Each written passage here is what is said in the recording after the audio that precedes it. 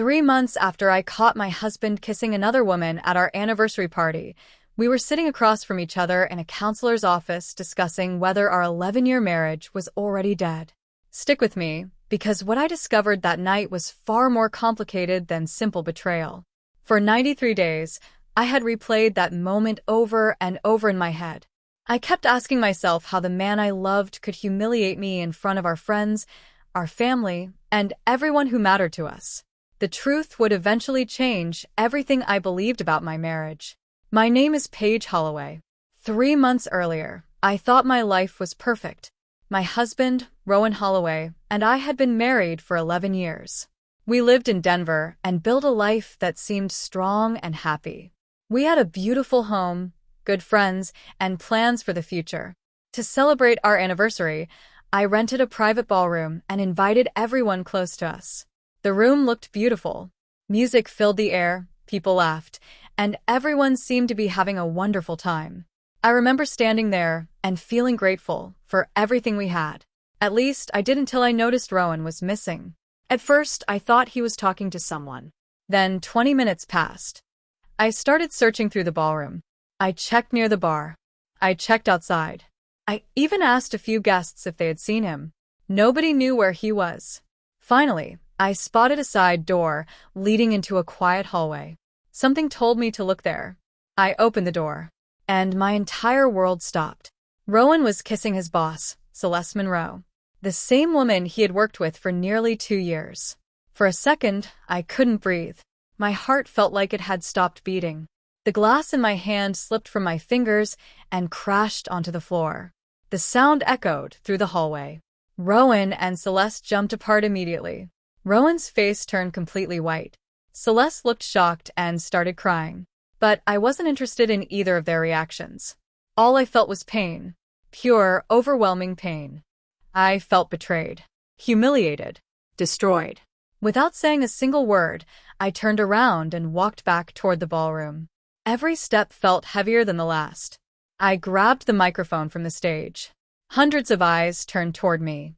I was ready to expose everything, ready to end my marriage in front of everyone. But before I could speak, Rowan rushed forward and stopped me. And what happened next changed both of our lives forever. Before I could say a single word into the microphone, Rowan grabbed my arm gently. "Please," he whispered. "Not here. Just give me 5 minutes." I wanted to pull away. I wanted to expose him in front of everyone. But something in his voice stopped me. It wasn't guilt. It wasn't anger. It sounded like fear. Real fear. I followed him down the hallway and into a small private room near the ballroom. The moment the door closed behind us, Rowan completely fell apart. He started crying so hard that he could barely stand. I had known him for 11 years. I had seen him lose jobs, lose family members, and face difficult situations. But I had never seen him like this. For the first time in our entire marriage, Rowan looked terrified. What excuse could possibly explain this? I demanded. "You were kissing your boss, Rowan." He shook his head while wiping tears from his face. "It isn't what you think." I laughed bitterly. That's exactly what every cheater says. But Rowan wasn't trying to defend himself. Instead, he sat down and buried his face in his hands.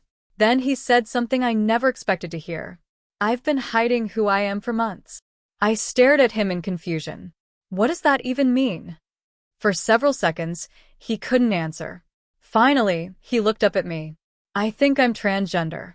The words hung in the air between us. I felt completely frozen. Nothing around me seemed real anymore.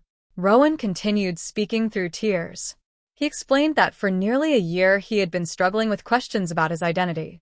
He had spent countless nights awake, trying to understand feelings he had hidden his entire life. He said the pressure had become overwhelming. The secret had consumed him. "And Celeste?" I asked quietly. Rowan immediately shook his head. "She isn't my lover." He explained that Celeste was the only person at work who knew what he was going through. She had helped him find therapists. She had connected him with support groups. She had listened when he felt completely alone. "The kiss wasn't an affair," he said. "It happened during an emotional breakdown." I wasn't thinking clearly. I didn't know what to believe.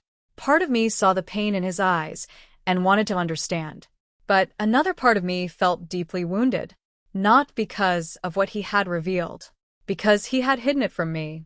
I was his wife, his partner, the person who was supposed to know him better than anyone else. Yet his boss knew a secret that had completely changed our lives. By the time we left the ballroom, neither of us had any answers. Neither of us slept that night. And for the first time in 11 years, our marriage stood on the edge of collapse. The week after the anniversary party felt like the longest week of my life. Rowan and I barely slept. We barely ate. Every conversation felt heavy and painful. But little by little, he started telling me everything. There were no more secrets. At least that was what he promised. One evening, he placed several notebooks on our kitchen table. His hands were shaking. "What are these?" I asked.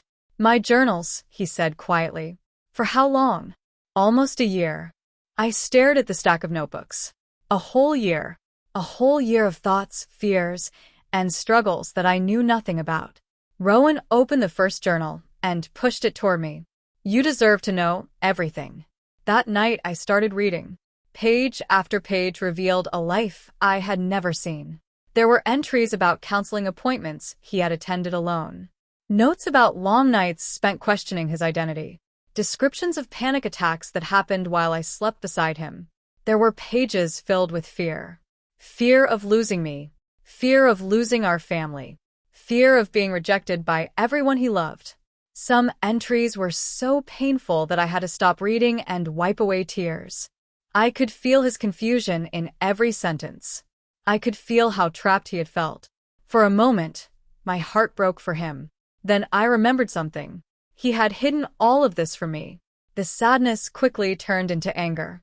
Not because of what he was struggling with, because he had chosen to face it alone. As the week continued, more truths came out.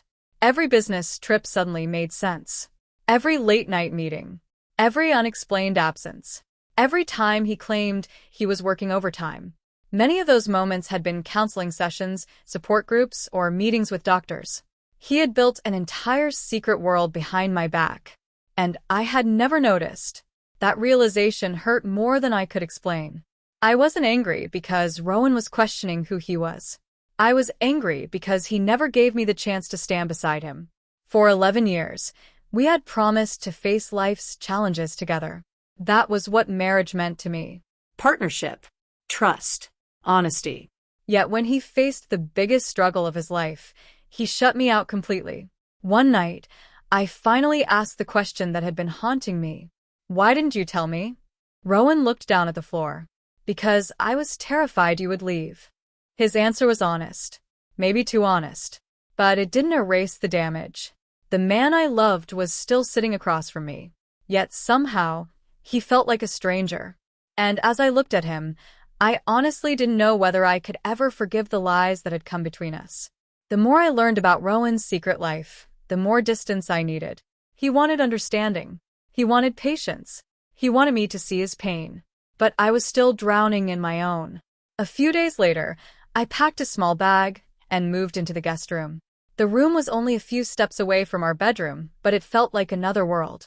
For 11 years, we had shared the same bed. Now there was a closed door between us every night. Rowan didn't argue. He simply nodded when I told him. The sadness in his eyes was obvious. But I wasn't ready to comfort him. Not anymore. Soon after that, I stopped answering most of his messages. Throughout the day, my phone would light up. "How are you doing? Can we talk tonight?" "I'm sorry." Sometimes I read them. Sometimes I deleted them without responding. For months, he had hidden the truth from me. Now, he finally understood what silence felt like. The next step came unexpectedly. One morning, I looked down at my wedding ring. The ring I had worn every day for 11 years. The symbol of trust and partnership. Suddenly, it felt heavy. I slipped it off and placed it inside my jewelry box. When Rowan noticed later that evening, his face fell. He didn't say anything. He didn't have to. The message was clear. Things were no longer the same. As the weeks passed, people started noticing the tension between us. Friends began asking questions. Family members called more often than usual. Everyone could sense something was wrong. I refused to make excuses. I refused to protect Rowan from uncomfortable conversations. If someone wanted answers, they could ask him. I had spent months living in confusion, without knowing why. Now it was his turn to explain things. Watching him struggle wasn't pleasant, but it felt fair. For once, he couldn't hide behind secrets. I watched him answer difficult questions from friends. I watched him stumble through painful conversations with relatives. I watched him face the consequences of the choices he had made. Part of me felt guilty for standing back. Another part felt satisfied. Not because I wanted to destroy him. I didn't. Despite everything, I still cared about him. But trust had been shattered. And shattered trust doesn't magically return because someone says they're sorry. Every day, Rowan tried to show me he was being honest. Every day, he tried to rebuild what he had broken. But I wasn't ready to help him. Not yet. For the first time since our marriage began, Rowan was experiencing the same loneliness he had created between us. And if our relationship had any chance of surviving, he would have to earn back every piece of trust he had lost. After weeks of tension, silence, and painful conversations, Rowan suggested couples counseling. At first, I almost refused. I wasn't sure a counselor could fix what had happened between us. The trust was gone. The hurt was still fresh. And every time I looked at Rowan, I remembered the hallway outside the ballroom. But eventually I agreed. Part of me wanted answers. Part of me wanted closure. Maybe I simply wanted someone else to help us make sense of the mess our marriage had become. Our first few sessions were difficult. Most of the time, I spoke about the lies. Rowan spoke about fear. We seemed to be having two completely different conversations. I talked about betrayal. He talked about survival. Neither of us truly understood the other's pain. Then one afternoon, everything changed. We were sitting across from our counselor when she looked directly at me. Her voice was calm. Paige, are you angry because Rowan is transgender, or because Rowan didn't trust you enough to tell you? The question caught me completely off guard. For a moment, the room became silent. I opened my mouth to answer, then stopped, because suddenly I knew the truth. The answer was obvious. I wasn't angry because of who Rowan was. I wasn't angry because he had been struggling with his identity. I was angry because he had shut me out. For 11 years, we had promised to face life together. We had survived job losses, family problems, financial struggles, and countless challenges. Whenever one of us was hurting, the other was supposed to be there. That was our promise. That was our marriage. Yet when Rowan faced the biggest challenge of his life, he faced it alone. Not because I abandoned him, because he never gave me the chance to stand beside him. The realization hit me harder than I expected. Tears filled my eyes. For weeks, I had focused entirely on my own pain. I had been so hurt by the lies that I couldn't see anything else. But now, for the first time, I looked at Rowan differently. I saw the fear he had been carrying. I saw the panic, the loneliness, the terror of losing everything. None of that excused the secrecy. None of it erased the damage. But it helped me understand it. I glanced across the room at him. His eyes were red from crying. He looked exhausted, broken, not like a man who wanted to hurt me, like a man who had been terrified for a very long time. For the first time since the anniversary party, my anger softened. Only a little, but it was enough. The walls we had built around ourselves didn't disappear that day. Yet tiny cracks began to appear. And through those cracks, understanding slowly started finding its way back into our marriage. A few weeks after counseling began, Rowan decided he could not keep hiding anymore. He wanted to tell the people closest to us the truth. The decision terrified him. I could see it every time he picked up his phone. Every conversation felt like stepping toward an unknown future. Some talks happened face to face. Others happened over video calls.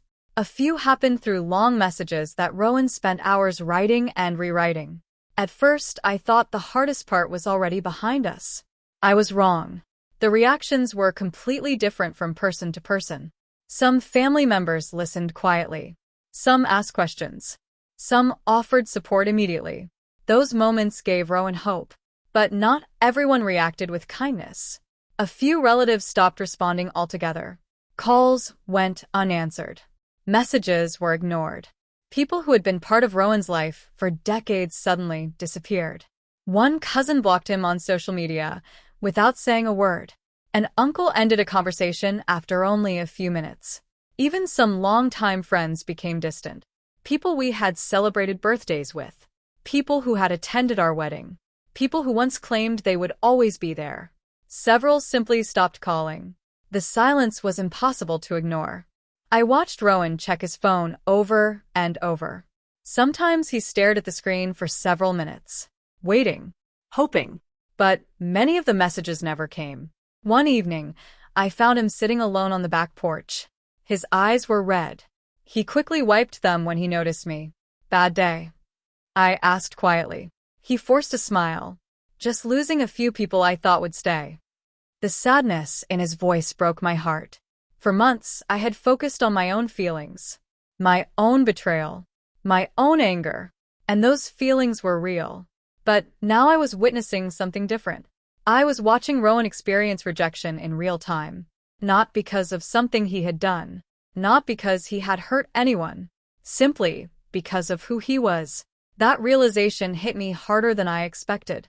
I thought about the people who had walked away, the people who never even tried to understand, the people who chose judgment instead of compassion. It made me angry, not at Rowan, at them. For the first time, I found myself wanting to protect him, not because he was perfect, not because our marriage was fixed, but because nobody deserved to be abandoned for being honest about who they were. As the weeks passed, the list of people around us became smaller. But something else happened too. The people who remained proved they truly cared. And while Rowan was losing some relationships, I finally began to understand the heartbreak he had been carrying all along. Watching others reject him changed something inside me. It made me see his pain in a way I never had before. Something changed after that. Not overnight. Not in some dramatic moment. But little by little, Rowan and I stopped standing on opposite sides of the problem. For the first time since the anniversary party, we started acting like a team again. We still had pain. We still had unanswered questions. But we were finally moving in the same direction. Our counseling sessions became more productive. Instead of arguing about the past every week, we started discussing the future. The counselor helped us learn how to listen instead of react. That wasn't easy. Sometimes I wanted to interrupt Rowan before he finished speaking.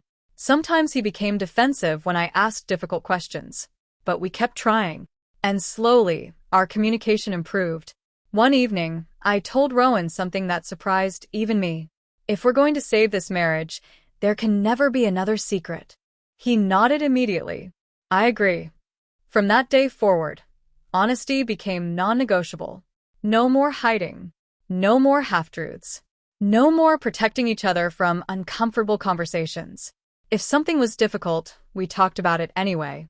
And I tested that promise often. I asked questions that had been living in my mind for months. Questions about the journals. Questions about the counseling sessions. Questions about the fears he had never shared with me. Some of the questions made Rowan cry. Some made me cry. But he answered every single one. Nothing was off limits. If I wanted to know something, he told me. Sometimes the answers hurt. Sometimes they brought relief. But every honest answer repaired a tiny piece of the trust we had lost. Many nights we sat together at the kitchen table long after midnight. Coffee cups would grow cold while we talked. Hours passed without either of us noticing. More than once, we looked out the window and realized the sun was already rising. Some conversations ended with tears. Old wounds would reopen. Painful memories would return. On those nights, it felt like we were taking 2 steps backward. But other conversations ended differently. Sometimes we laughed together. Sometimes we remembered why we had fallen in love. Sometimes we felt hope for the first time in months. Trust didn't suddenly return. It came back slowly. One conversation at a time. One honest answer at a time. One difficult day at a time. The marriage we once had was gone. Too much had happened to pretend otherwise. The version of us that existed before the anniversary party no longer existed. For a while, that thought made me sad. Then I began to see it differently. Maybe we weren't rebuilding the old marriage. Maybe we were creating a stronger one. Something more honest. Something more real. And for the first time in a very long time, that possibility didn't scare me. It gave me hope. Several months passed after we began rebuilding our relationship. Things were improving. Not perfectly. Not easily. But we were finally moving forward instead of falling apart. Then Rowan came home one evening with a serious look on his face. I immediately knew something was wrong. Or, at least something important. We sat together at the kitchen table, where we had spent countless nights talking. For a few moments, neither of us spoke. Finally, Rowan took a deep breath. I think I'm ready to stop hiding. The words hung in the air between us. Even though I knew this moment would eventually come, hearing it out loud felt different. Real. Permanent. Terrifying. I reached for my coffee cup, but my hands were shaking. Rowan looked nervous too. I don't want to live in fear anymore, he said quietly. Part of me felt proud of him. Another part felt scared, because we both knew what could happen next. We had already seen friends walk away. We had already watched family relationships disappear. Living openly could bring even more criticism, more rejection, more uncomfortable conversations, more uncertainty. Neither of us pretended otherwise. That night we talked for hours. We discussed every possible outcome. The good ones, the bad ones, the ones that kept us awake at night. At one point, Rowan looked at me with tears in his eyes. What if more people leave? The question broke my heart, because it wasn't a dramatic question. It was a realistic one. I thought carefully before answering. They might, I admitted. The truth hurt, but honesty had become too important for us to avoid it. For a long moment, neither of us spoke. Then I reached across the table and took his hand. For months, fear had controlled so much of our lives. Fear had created secrets. Fear had created distance. Fear had nearly destroyed our marriage. I wasn't willing to let it control us anymore. Neither was Rowan. Hiding had cost us too much already. It had nearly ended everything we had built together. We both understood that now. The next few weeks were filled with difficult decisions and emotional conversations. Some days were hopeful. Some days were frightening. But something important had changed. For the first time since all of this began, Rowan wasn't making choices based on fear. And for the first time, I wasn't making choices based on anger. We weren't trying to avoid the truth anymore. We were choosing it, together. No matter how uncomfortable it was. No matter how uncertain the future looked. No matter how many people approved or disapproved. The road ahead still frightened us. There was no guarantee things would be easy. There was no guarantee everyone would understand. But as we sat together holding hands that night, I realized something. The strongest thing either of us had done wasn't hiding. It wasn't surviving. It was finally choosing honesty. And whatever happened next, we would face it side by side. As the months continued to pass, something unexpected happened. Our relationship became stronger than it had been in years. Not because life suddenly became easy. It wasn't easy at all. We still faced difficult conversations. We still dealt with uncertainty. We still had moments when fear tried to return. But everything felt different now. For the first time in a very long time, there were no secrets between us. The hidden journals were no longer hidden. The unanswered questions had answers. The things we were once afraid to discuss became normal conversations. Nothing had to stay buried anymore. That changed everything. Before all of this happened, I thought Rowan and I communicated well. Now I realized how much we had both been holding back. Not just Rowan. Me too. I had spent years avoiding certain topics because I didn't want to create conflict. Rowan had spent years hiding fears because he didn't want to disappoint anyone. Neither of us had been completely honest. Now, honesty became part of our daily lives. If something was bothering us, we talked about it. If one of us felt scared, we said it. If one of us felt uncertain, we shared it. The walls that once existed between us slowly disappeared. I no longer felt like I was married to a stranger. And Rowan no longer felt like he had to carry everything alone. One evening, we were sitting on our back porch watching the sunset. It was one of those quiet moments that used to feel uncomfortable after the anniversary disaster. Now it felt peaceful. Rowan looked over at me and smiled. A genuine smile. The kind I hadn't seen in a long time. "You know," he said softly, "I think we're finally learning how to be honest." I laughed. "Only took us 11 years. He laughed too. It felt good. Simple. Natural. For a moment, neither of us talked. We just sat together and enjoyed the silence. Months earlier, silence had felt dangerous. Now it felt safe. That was when I realized how far we had come. The fear that once controlled our lives no longer controlled us. The secrets were gone. The distance was gone.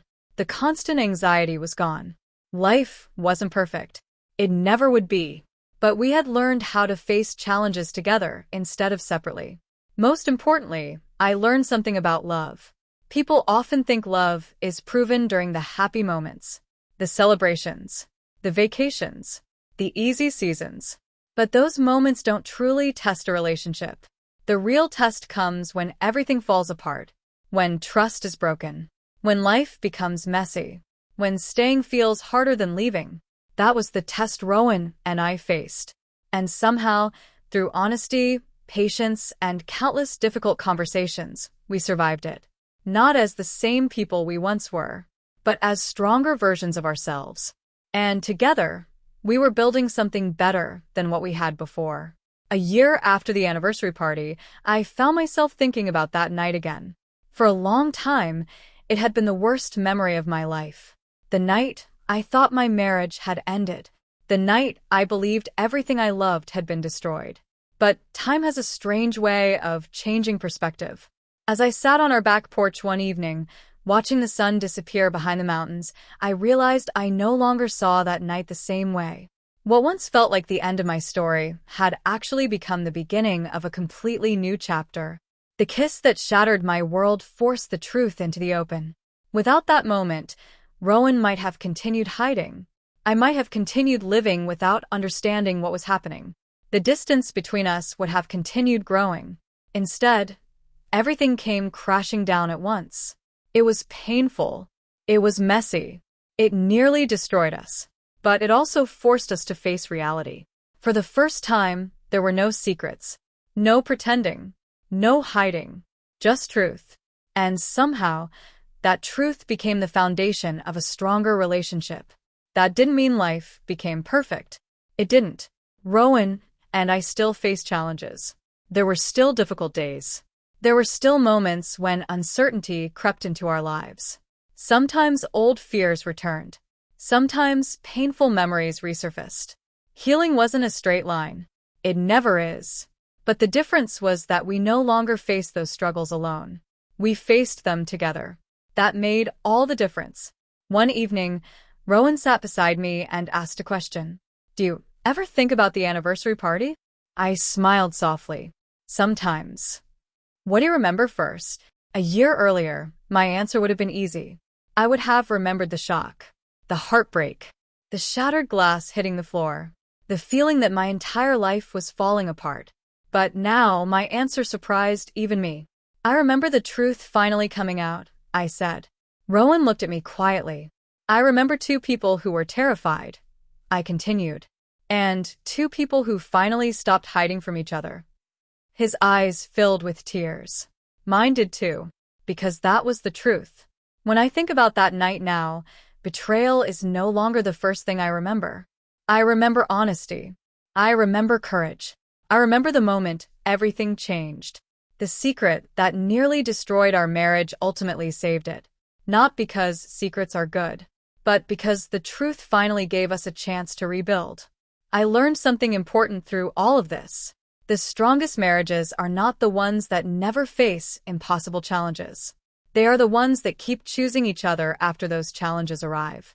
A year later, that is exactly what Rowan and I were still doing. Choosing honesty, choosing trust, and most importantly, choosing each other.